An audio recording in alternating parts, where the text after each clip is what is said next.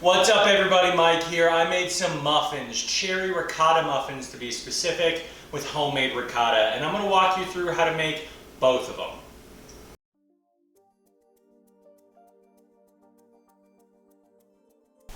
All you need to make ricotta are three things: milk, acid, and salt. I have a half gallon of raw, unpasteurized whole milk. I then have a third of a cup of freshly squeezed lemon juice. You can use white distilled vinegar. I then have salt in order to season it. I'm going to walk you through the very simple process to make some ricotta next.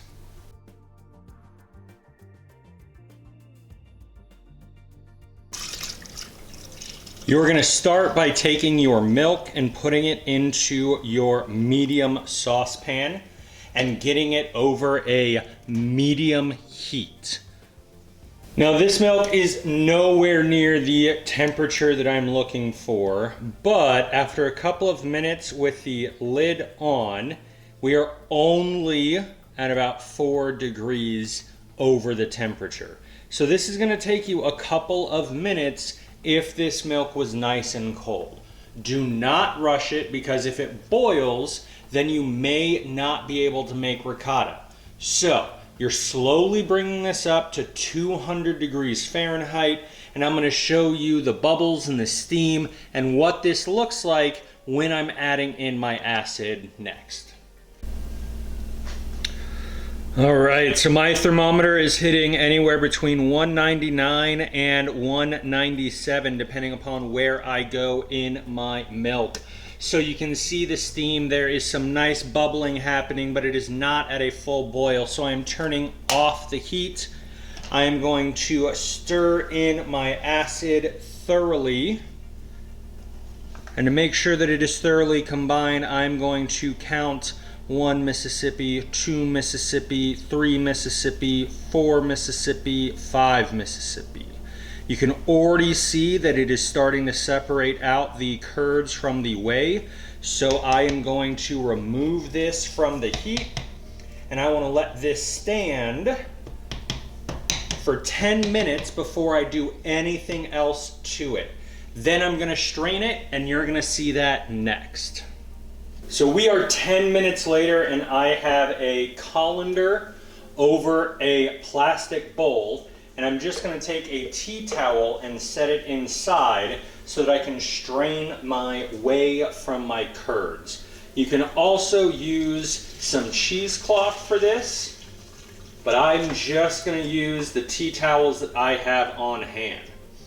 So you want to let this strain for anywhere from 10 to 60 minutes so that you can get the texture that you are looking for.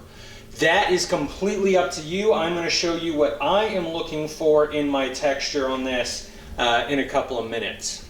So we are about 30 minutes later. I did press it with a little bit of weight, and you can see that it is firm enough for me to actually pull away from my cloth. And that is what I'm looking for. So right now, I'm going to go ahead and refrigerate this and use it how I would use any ricotta.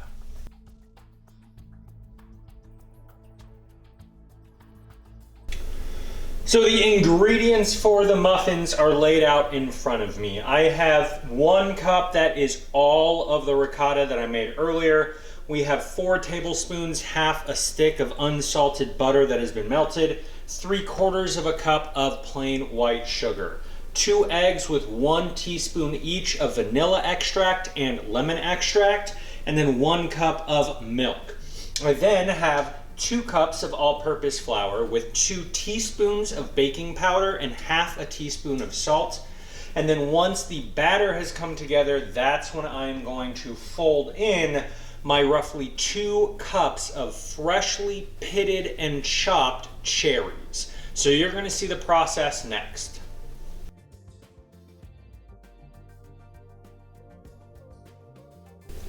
So to start with my muffins, I am going to take my wet ingredients, which is going to be the ricotta, sugar, milk, and butter to start with. And I want to get this roughly combined.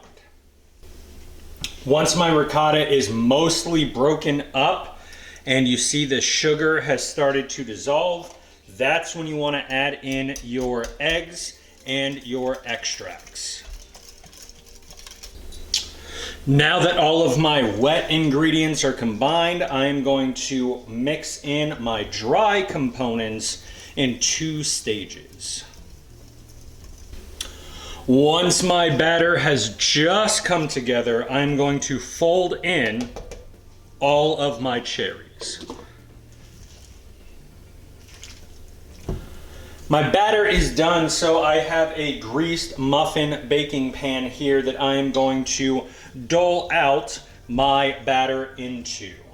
I have an ice cream scoop so that I can make sure that everything is staying consistent and roughly the same size. And I recommend you find a scoop that works well for your specific muffin tins.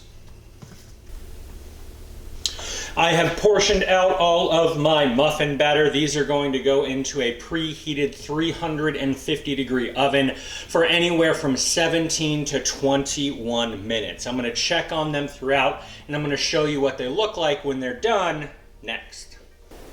Fresh from the oven, my muffins are done. I can see that there's some golden brown edges on some of the pieces, and that's what I'm looking for. These are now going to cool in the container for about 5 minutes before I transfer them to a wire rack to cool completely for about an hour and a half before serving.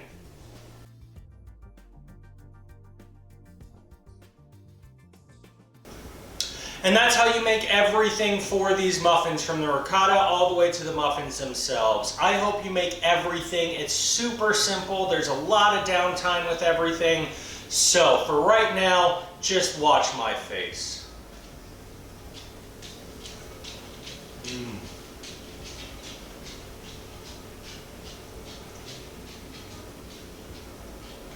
It's so moist. You gotta try this out.